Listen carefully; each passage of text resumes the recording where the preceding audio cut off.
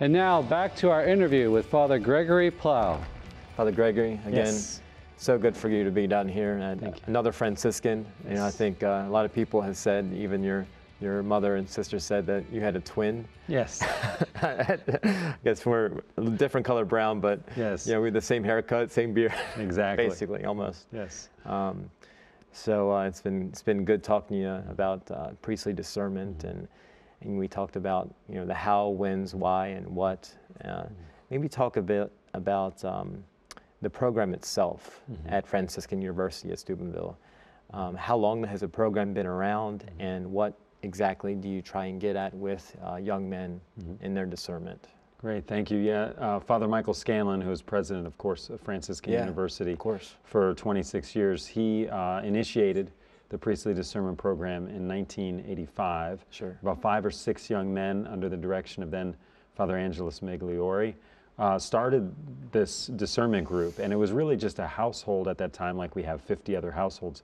But then it grew with support of many other people. It grew into this whole program with a director, and I'm the director now, following a long line of good directors of helping the men discern their vocation to the priesthood. We also incorporate, of course, the United States Conference of Catholic Bishops program of priestly formation. Yeah, talk about that a little bit. I know they have guidelines. Is there anything you can share about formation, aren't there different pillars of formation? That's exactly right. Yeah, the program of priestly formation has 4 pillars, or now called dimensions. The Holy See calls it dimensions now.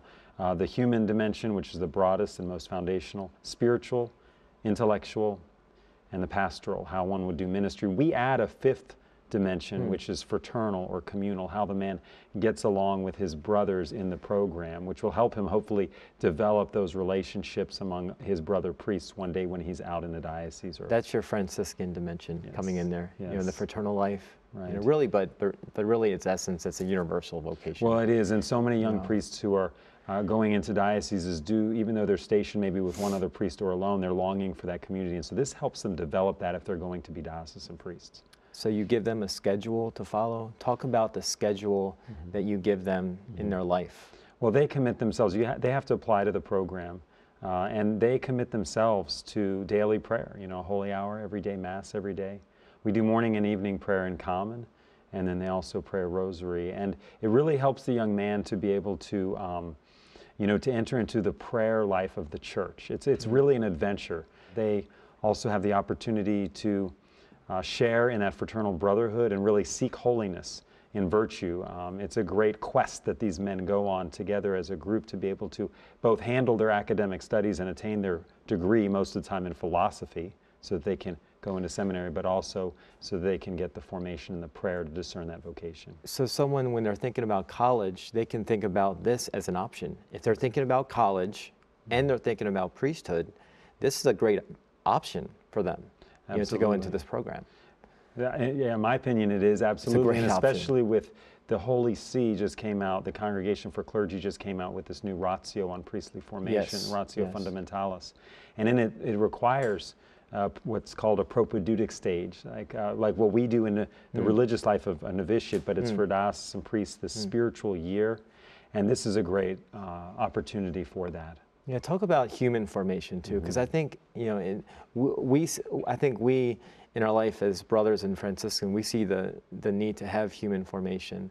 What is that dimension like in seminary, and how would you as a director, how would you go about that in just helping men to grow more into who they are as men in their identity?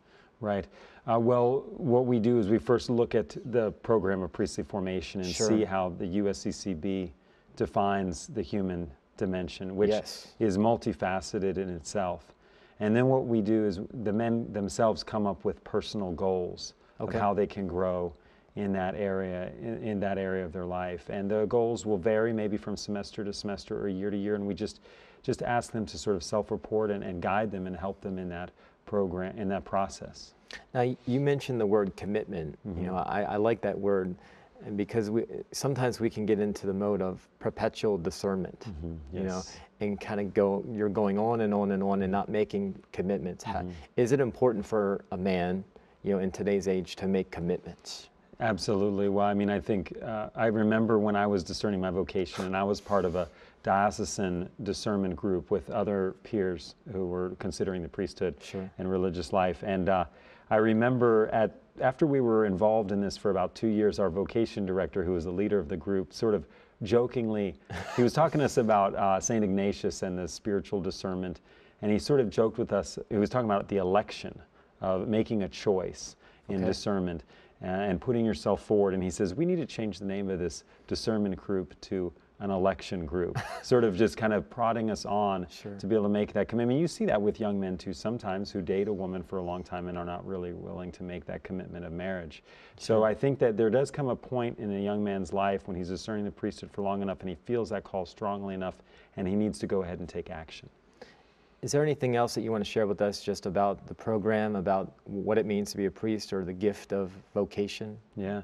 Well, I mean, the program, we're really blessed. We have a number of men in the program who are sent to us by their dioceses precisely for philosophy studies and the formation that we offer. But most of the men in the program are not attached to a diocese, at least formally. They may want to go back home to their diocese, but they just come to Franciscan University to be a college student, and they apply to the program because they want to make that commitment. Of course, they have to make also the commitment to not date, but that's very fruitful because it can help them acutely discern properly the fruitful call of celibate chastity. So yeah, I mean, it's just a blessing for me to be a part of it, to walk with these young men, to see how God's working in their lives. Sure.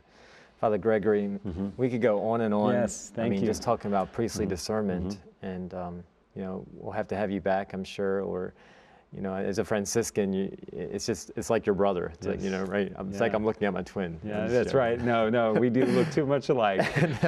no, but it's been good. It's been good having you here and just to talk about priestly discernment. And thank you so much for your work at Franciscan University of Steubenville. Yeah, well, thank you for having me. God bless you.